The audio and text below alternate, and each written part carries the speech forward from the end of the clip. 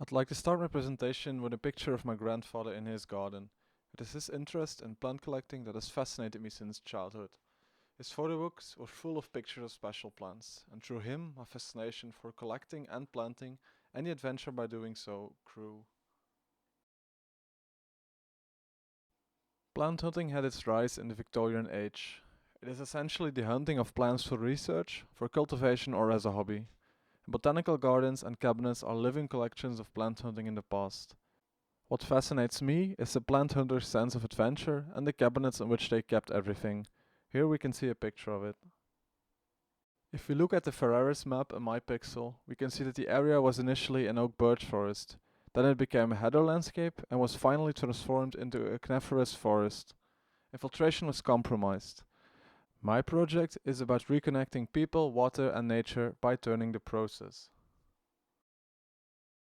This is how my research question arose. In what way can the development of species-rich plant hunters biotopes as a canvas landscape contribute to the drought problem on the Campine Plateau?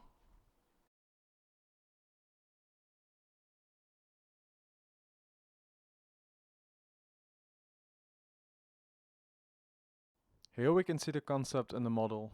The aim is to develop plant hunters biotopes as hidden gems in the landscape, accessible according to the principle of a treasure map.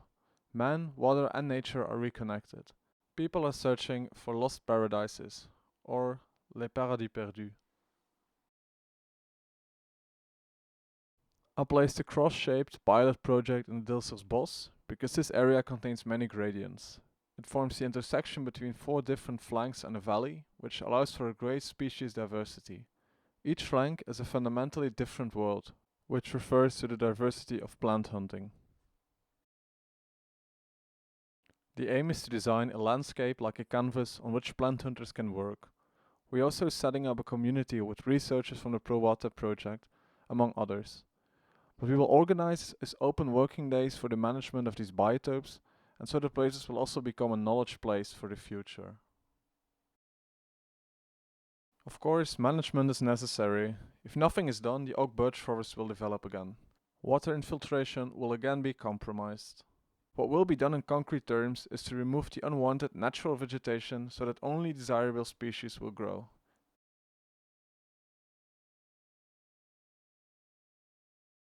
I do three main interventions for the landscape.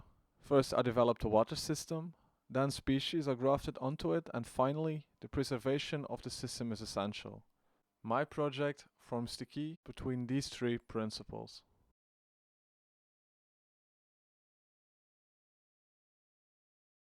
The elements we need spatially are simple: the clubhouse and the elevated walkway.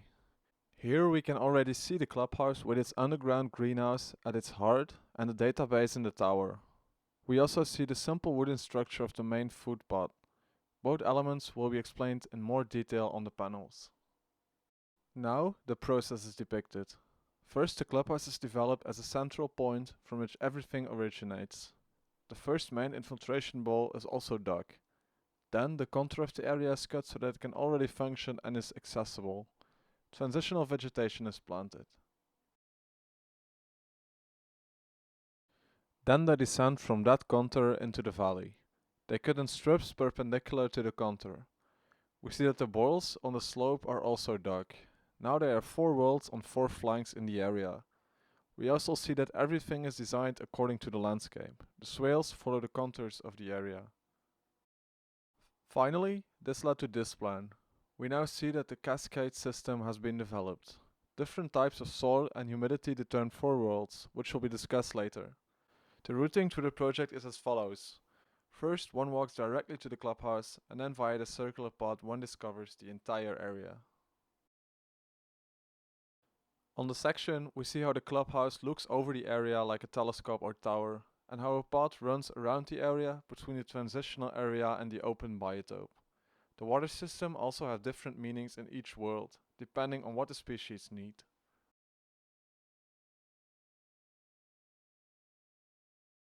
I deliberately choose not to plant the four worlds in transitional strips, but in matrices of one anchor species per world with about 6 secondary species.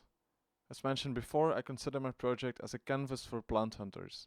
The species I describe on the next slides are therefore suggestive. I choose native species because in this way the area can become wild in a responsible and managed way. For the worlds of water plants, moerasvaren is the anchor species, and for the world of heather it is struikheide. In between are plant seasonal species, which are pictured here. We also see that for the herb world, struisvaren is the anchor species, and for the shrub world at the top it is adelarsvaren. This idea behind choosing these plants is that the matrix principle allows cross-pollination and hybridization between all these plants. Fascinating for plant hunters. I ask myself the question, what will this biotope look like in the future? We can see that the vegetation has grown and that the area has gradually expanded.